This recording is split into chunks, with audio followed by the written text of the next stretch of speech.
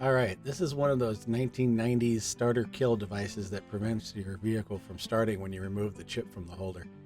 It's typically located under the dash, and they typically fail. They're a complete joke because all they do is interrupt the starter relay circuit by splicing into a single wire. Some cars may have 2 or 3 wires that get spliced into. These were typically installed by the dealer back in the day. They were an add-on sale when the vehicle was purchased. What's even better is the label that gets put on the driver's side window that says, quote, "The world's most advanced anti-theft system." This is also during the same period of time that the talking Viper alarm systems were popular. But what do I know? They're not very advanced since they're easily bypassed. So to remove this little advanced piece of technology, you just trace the wires up from the chip holder behind the dash to see where they go.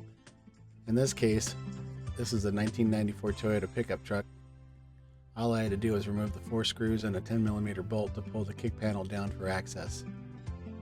There's only one wire that was cut and spliced into a relay that went on down to the device. The bulk of the wires were crimped together and grounded. Remove the grounded wires from the chassis, put the screw back in if it's part of the vehicle, then pull the interrupt wires that were spliced in. Reconnect those original 2 wire ends together, either by a crimp splice or some hot solder and heat shrink. I prefer solder and heat shrink.